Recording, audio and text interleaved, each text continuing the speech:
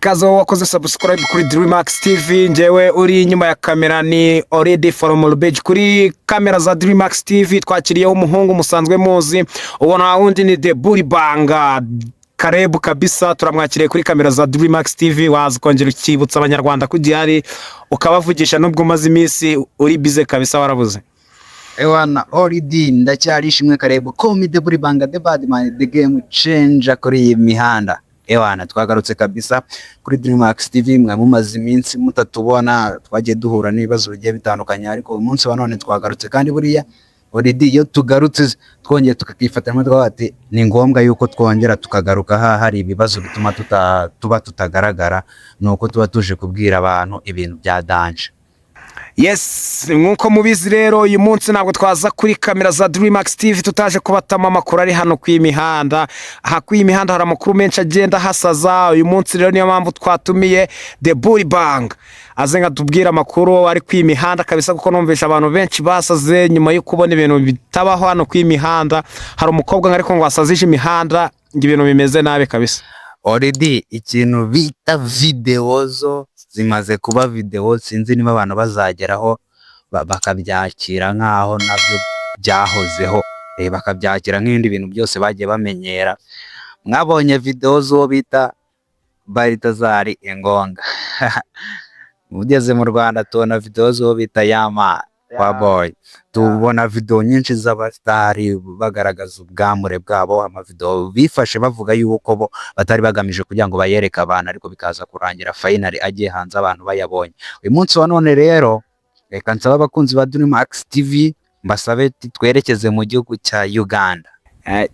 Nibyo bari kubwira abafana ngo mu gihugu cya Uganda hari umukobwa agiye yarabica bigacika, ariko ku imihanda manza ibintu byo gusohora ari amavideo nyine bigaragaza y'ubwambure bwabo, manza aribyo bisigaye bibakorera, kuko buri mwe wese umuntu wese ushaka kuba umusitari umaze kugira cafe hano ku imihanda akabona nyine amaze igihe atavugwa, uri kubona ko nawe ari guhita kubita ikintu cyitwa video hanze, nkaho umuntu washyize video hanze yambaye ubusa, ukaza kumva mu kanya nk'umuntu yakubise umugore we, hari uwarumye umugore we. Nyine urumva abasitari ubu ngubu basigaye bakora fame ahantu hari hose, agakora igishoboka cyose kugira ngo aze gukurikirwa yongere kwigarurira nk'abafana, kandi ugasanga bimuhaye risike zo kuba yajya muri gereza. Mpamvu rero twabutumye hano kuri kamera za hari ikintu buriya amaze kubona, ikintu kimaze kugaragara cyane ku bantu bakunda gukurikirana imbuga nkoranyambaga. Bwa mbere bino bintu bigitangira ko byagiye bibaho bwa mbere tutari tubimenyereye, umuntu ava ati nibyo ashobora kuba yacitswe, ariko buri ikintu kibaye ku muntu wa mbere kikaba ku muntu wa kabiri ni kibasigira isomo.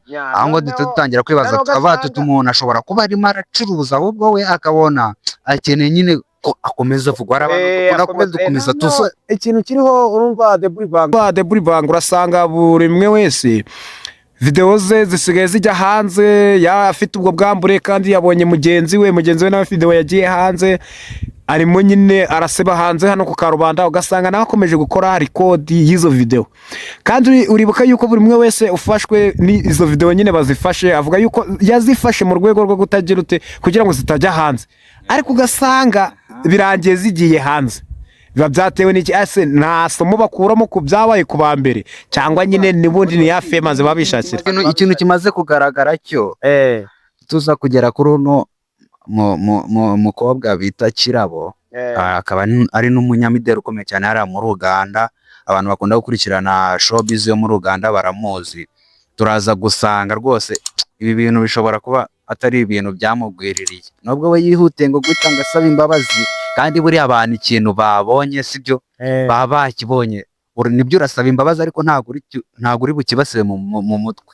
Ibyo ntabwo bishoboka. Niyo wanagisiba ku mbuga nkoranyambaga ntabwo uri bugisiba abantu mu mutwe, abazibonye bazibonye. Kandi noneho hari abahungu bo mu Rwanda baregeye kabisa avuga ati njye video ndayifite mu bambere, video ubu ngubu udafite inote y'icumi ntabwo uri bugibone. Hari abantu hano mu Rwanda wagira ngo usanga wagira ngo niyo business bakora, akimenya ngo video yasohotse niba bazikura niba bafite urubuga bazikura, uko wayumvise ngo yasohotse abantu ujya gusanga ugasanga arayifite, nyine ugasanga niko kazi. Ariko Already buriya ikintu nabonye cyo zino video zigiye hanze, buriya nabonye yuko ikintu bita igihe ari ikintu gikomeye cyane. abe n'isegonda rimwe, abe n'amasegonda abiri, abe n'umunota umwe. Nkeka ko na ziriya video ntago zirengeje umunota n'igice ku bazibonye, ntago zirengeje umunota n'igice. N'ibitangazamakuru byinshi byagiye bibyandikaho ntago birenze umunota n'igice. Umunota n'igice sibyo ushaka guhita ukurangiriza ubuzima bigahita birangira burundu cyane pe. Ako ibintu bisigaye biriho byabo basitari b'iki gihe rero umuntu arafata ubwambure bwe, niyo femu babuze izindi nzira bacamo kugira ngo babe bakora femu cyangwa se bakomeze bavuge. Urumva ntabwo bisaba ngo wiyambike ubusa kugira ngo uze kugaragara. Ubu ngubu abantu nyine bakunda byacitse, kandi buriya hari ibintu nyine buriya bitahozeho kera, birimo biragenda byaduka ubu ngubu. Zuri kugaragaza iyo mideli ntabwo bigikora, akeneye akantu akora abantu kakabasigara mu mutwe. Nahoze ndeba ku mbuga nkoranyambaga zo muri Sudani, hehe mu bihugu by'abaturanyi na Uganda, nta kindi abantu barimo baravuga video zuriya mukobwa. Ariko buriya umuntu bitakira icyo akora sibyo. Ariko hari ikintu umaze kubona, hari abantu bagenda bakavuga ati imyidagaduro nyine inkuru zirimo ziravugwa ni ibintu bisanzwe, ngo umuhanzi ngo yasohoye indirimbo ngo bagize gute, ni ibintu bisanzwe. Ati kareba akavuga ati nta muntu uheruka kongera kurekura video, reka nze nongere mbacangemo akantu mpite ngaruka njye gusaba imbabazi, ninjya ku makamera nkitereka cyangwa se ku mbuga zanjye nkandika nsaba imbabazi mvuga ati video byancitse, no wazinyibye arazipostinga, ndasaba ubutabera. Ahubwo hari igihe bazagera abantu bashinzwe ubutabera sibyo, bakabona ko ari n'ibintu byagiye bikaba nk'imikino. Ahubwo ibintu biriho ubu ngubu urumva buri umwe wese ukoze ikosa agakora ibyo bintu byo gusohora video ze z'urukozasoni, ahita asaba yuko ubutabera bwamurenganura, ngo ntabwo yari ateganyije kuba yazifata. Kandi wajya kureba ugasanga n'ubundi wazifashe bwa mbere niyo magambo yakoresheje avuga ngo ashaka ubutabera. Kandi ibyo bintu ahubwo hari ikintu ngewe ndibuze gusaba sibyo, abantu babishinzwe nibazanabibona ino video, buriya umuntu niba ubwe yifatiye video ntawayimufasha, ntabwo avuga ngo yagiye muri hoteli sibyo, kamera zo muri hoteli zimufata amafoto nyuma zo gusohoka, uyifata akayifata neza. Umuntu yifatiye video cyangwa se afashe telefone, ibintu n'ubu byaranoroshye, hari amaselfie stick akubisemo telefone ateretse hariya, za iPhone nziza iPhone 17 rifite ishusho rifata ishusho neza cyane, agahita atereka akavuga ati noneho reka nze mbiheresho bakubite umunota umwe n'igice urabisobanura byose cyane kabisa. Ariko none ikintu kibabaje ikintu kibabaje ni ukubona umukobwa uteye neza kuriya sibyo, wajya kubona ukabona avuze ati rero aho bigeze ati ntago mukwiye kujya noneho mumbona nihisha ni ku mafoto kuriya nambaye, buri hari n'igihe kijye kigeraho noneho ya myenda noneho nayikavaho tukareba ngo noneho ngo imbere imbere ya myenda imeze ibintu bavuga ngo gucimye nabonye yarabikoze neza, Mubeba ahagaze ikintu bita umuzigo already nge ibintu nabonye sibyo man, nyine hari igihe ugera ukabase ibi bintu ntago byahozeho, nkuko nahoze mbwira ibintu ntago byahozeho biriya hari abarejade baba bazi kubisobanukirwa, akamenya ngo ubwoko bwa biriya bintu akavuga ati ahangaha nahageze. Abo ni babandi baba baregeye video yasohotse igisohoka ati mu masaha ya mbere ngomba kuyibona mu bambere. Nta abarejade baba bazi kubikurikirana, avuga ngo video nibiri hanze ese ndayifite, ugasanga nyine amahoro afite already. Ntago wagiye ubyumva video za Yamana zijya hanze bavuga bati video za Yamana ati nakurangira ahantu barimo barazigurisha inote ya senyi, bajyaga bazicuruza ukagira ngo ni kuri Caguwa. Ni business. Ahubwo abantu bagenza ibyaha sibyo, abantu bagenza ibyaha burari hari ibyaha byagiye biza nabyo bitahozeho sibyo. Wenda ngo umuntu wenda acuruza amagendu sibyo, acuruza urumogi cyangwa nk'urumogi, nubwo sinzi ubwo umuntu none waje arimo aracuruza video y'umuntu bakamufungira gucuruza magendu za video se z'urukoze ngarema acuruza video z'urukoze kuri magendu nyine zitemewe. Abantu bihangiye imidashoboka. Hari ibintu mbona hagati rwose njye nyibona iriya video navuze ati burya kuba icyamamare niba ari biriya bisaba abantu bazazima bazahora hasi, niba bisaba yuko ugomba kwambara ubusa ukereka abanyarwanda ukereka isi yose ko uko uteye kugira ngo biriya bintu kugira ngo wumve yuko bikora sibyo bituma n'abantu bakumenya. nk'ubu ngubu uriya Kirezi Kisitu niba nibuka neza, Kirezi Kisitu harimo abantu benshi batari bamuzi cyane, ariko nanjye ntabwo nari muzi buriya namumenye ariko numva video zayikoresha hano hanze bavuga ati ngo dore umwana hari abantu benshi batari bamuzi. Rero umuntu ukibyumva ahita avuga ati reka njye gushaka imbuga nkoranyambaga zese uwo muntu bavuga ninde. Noneho wagerayo man, hari ikintu bajya bavuga ngo sakwe ubwiza bwapfuye ubusa. Oridi noneho ukabona umukobwa mwiza nk'uriya sibyo, Miss Gisabo, ku bantu bajya bumva nyine ngo Miss Gisabo nyine uteye nk'igisabo, uteye neza kuriya. Umwe nabonye nagiye gushaka n'amakuru yigeze amuvugaho, ku muntu wese w'umusitari cyangwa se ku kintu cyose cy'imyidagaduro kibaye hariya muri Uganda gikomeye ntabwo yaburamo. Nagiye numva na bamwe bavuga ngo afite inkomoko mu gihugu cy'u Rwanda. Mu gihugu cy'u Rwanda ubundi Deburi Banga urabizi yuko n'ubundi baravuga uti kuba biriya bibaye, baravuga n'ubundi nta ubwiza bw'imbwa ntabwo bwatumye itarya amabyi, uri kumva rero ibyo wakora byose n'ubundi ubwiza bwawe ari nta bwenge n'ubundi birangira ugize ute. Noneho hari n'akandi kantu bavuga ngo ubwiza ngo bw'umukobwa ngo bumujyana ibwami, ariko imico n'igeni ryazamarayo tayari. Uriya nawe urumva wazi ko ari umuntu umunyamideli nyine ukomeye, urabona akabanyamideli sinzi ikibazo bafite. Buriya urabona nk'uriya Mubebe yari umuntu ukomeye, urumva muri Uganda yari afite yizina, ukajya kureba na ba Motion na bizina bari bafite ibintu bakoze ugasanga nabo nta bwenge. Biterwa n'iki? Nanjye kukubwira hari akantu hajya ngo n'akantu ngo ko kutiga ngo nako karimo, ariko wenda sinzi ngo amashuri digira agarukiyeho ni iyihe, ariko biriya bintu abenshi biba babigizemo uruhare cyane kabisa, baba babigizemo uruhare man, kugira ngo uvuge uti noneho bigeze sibyo. Yaba yaragiye kuri nyine biriya bintu byose yakoze akabikorera imbere y'amarido, niyo yakora n'ibirenzeho atafashe video, ibyo ntabyo tumenya. Abantu dufata ibyo watwerera, ibyo washatse ko tumenya nibyo tumenya.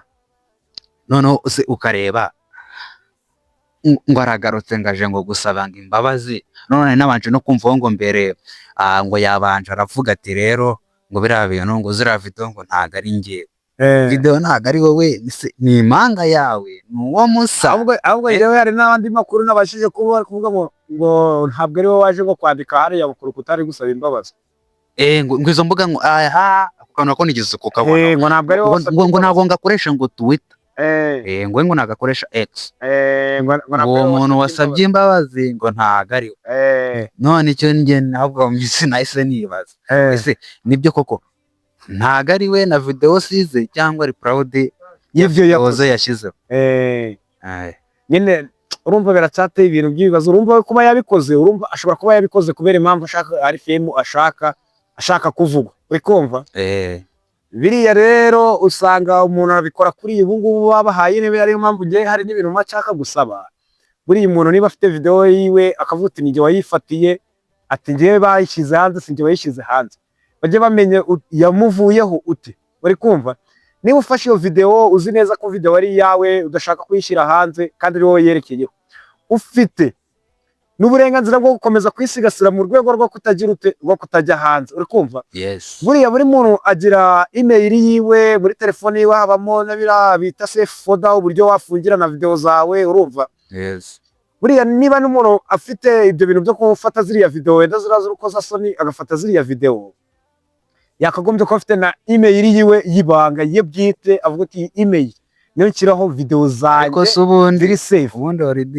Ubundi arinda ageraho ajya gushyira video ngo muri safe folder ngo cyakuri email, ko n'ubundi buriya nta nuwamenya n'ubundi yabizo telefone yabizo email ntago ari twe twazikoze, kandi uvuga ko habaho abahaka ntago aba yibeshye, babaho koko.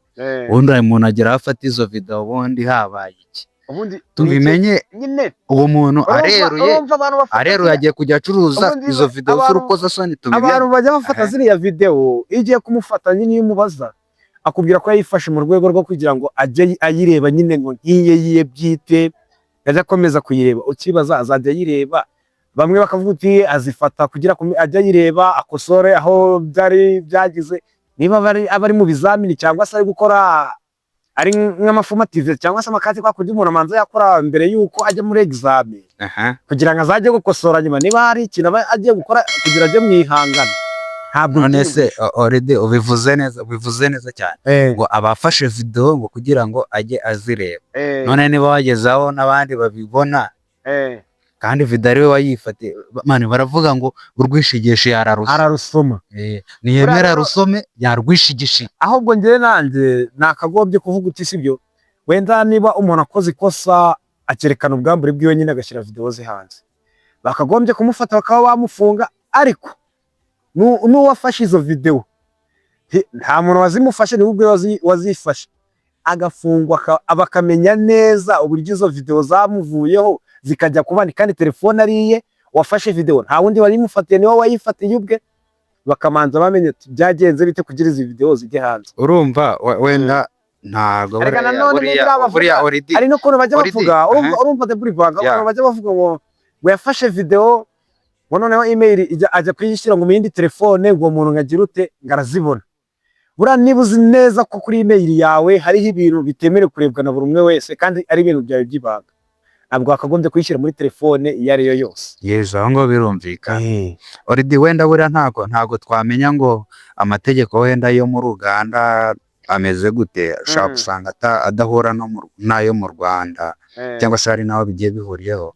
Ariko urumva cyo icyambere niba we arimo arasaba ubutabera ngo habe hakurikiranwa uwasakaje amashusho ye, urumva aho ngaho twategereza icyo inzego z'ubutabera bwa Uganda zizanzura ku icyo kibazo cye atanze. Ariko icyambere cyo guseba bwo yasebye pe cyane, yasebye usibye ko ari n'abafata nk'ibirenze, hari n'ababifata nk'ibirenze nyine. Hari abantu urumva hari bamwe ubu bamufatiyeho nka femu bavuga uti dore yongeye kugira izina, burya nanjye ngize gutya nkaza kubikora, urumva byaba ari sawa.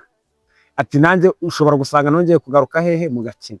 None se already usibye wenda ko buri hari n'ukuntu ibintu bigenda birutana, n'uwakoresheje icupa we ntara n'uwakoresheje birutanwa bakoresheje icupa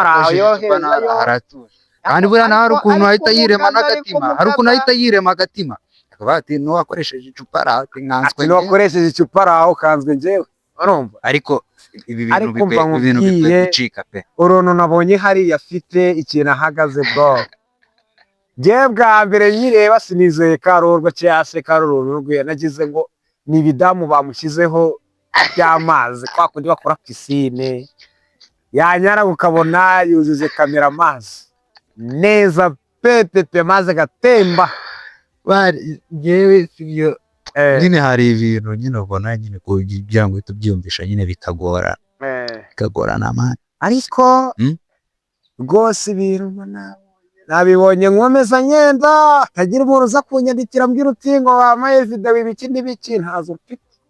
Oya abantu narabibonye bishize hari video tugeze gukora tuvuga kuri y'amana yasohoye hari abantu comment zirenda guturika kuko no dushyira namba muri description tuvuga ati ufite inkuru inyunganizi cyangwa se igitekerezo wifuza kutugezaho yahamagara kuri ino nimero zendaga guturika ntawashikita batereo video nazo dufite za y'amana bandangire urwego rushinzwe ubugenzacyaha muri Uganda, ubwo ni nka RIB yo mu Rwanda.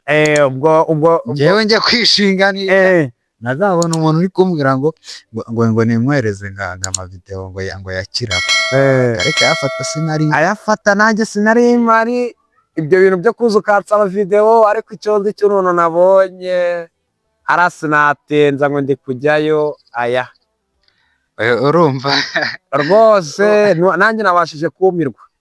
Urumva buriya arugono nyine bavuga nyine ngo nk'umujene nyine uterura nyine ibyuma nyine Bogari Nyabango yakoze umubiri, ahantu hose nyine yakoze umubiri bro, ahantu hose yakoze umubiri, hose yakoze umubiri. Akora mu baby man yari mwiza pe, yari mwiza. Ako nyine urabona ko hari abajya bakunda kuvuga ngo buriya ngo ubwiza n'ubwenge ngo ni ibintu bidakunda kujyana. Ntabwo bijyana wa mugani. Iyo umuntu afite ubwiza bajya bavuga ngo n'ubwenge buba bwaraciye iruhande, ngo kugira ngo iyo bijyanye nyine bibaho gake. Aha bavuga ngo ni nk'amahirwe rimwe n'ibice 000. bagiye se bafatira urugero ku mu minsi wacu bita Joro.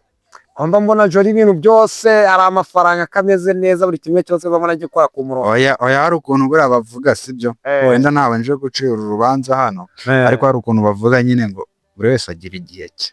Buri wese agira igihe cye. Babe bumva buri wese agira igihe cye, buri wese agira igihe cye, yaba icyo gushayininga nyine akagaragara nyine kameze neza, hakabaho n'igihe nyine cyo kuba nyine ibintu bitameze neza. Buri wese agira igihe cye rero, kandi buriya nta nubwo ari na ngombwa ko tuza gufata ngo tuje ngo tumuseke ngo tugiye gute. Ejo asanga ari naryo nakumva nkumva ngo video ngo za oridi ngo zagiye hanze. Aya njyewe ngo video ngo udafite inota bitawe nawe uri deburi banga njyewe iryo kosa ntabwo narikora, kuko no mu bintu bibaho sinjya ntekereza kuvuga ngo ngiye gufata video, ko sinjya mfata video kuko n'ubundi biriya bintu sinjya mbikora. Ni ibintu naciye uko biri nabyo.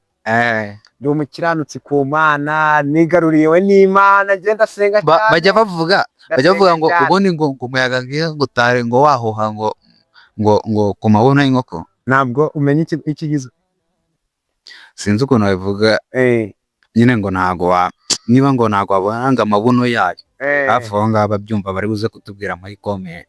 Rero niba umuyaga wanyuzemo ku mugani w'umujene nsigaye nkunda ufite konti ngo nyuzwemo, akanyurwamo kideka mucika ikajya hanze tayari. Buri kintu cyagiye ku mbuga nkoranyambaga, nanabwira n'abantu badukurikiranye, ikintu cyagiye ku mbuga nkoranyambaga niyo wagisiba kiba cyagiyeho isaha n'isaha.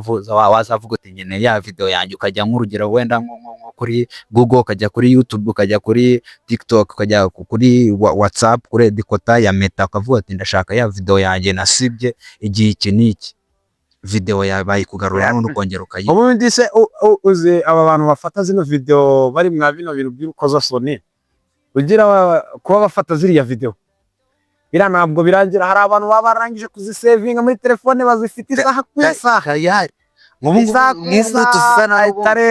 tuzana n'undi bitabujije yuko hari n'abazifite. Ujya kubona ukabona mu makomenti, ushobora kuri buze kuza kubabona ngo ukeneye video ye, ugasanga baje gukora ubukomisiyoneri muri ati ukeneye video rwose aze kudaburanya umutemo. None ari akandi kantu buriya kajya gakunda kuko kuyanga ibintu binasakuze kuri ugasanga wenda bafite amagroupe ngo ya WhatsApp ngo bahuriramo, sibyo?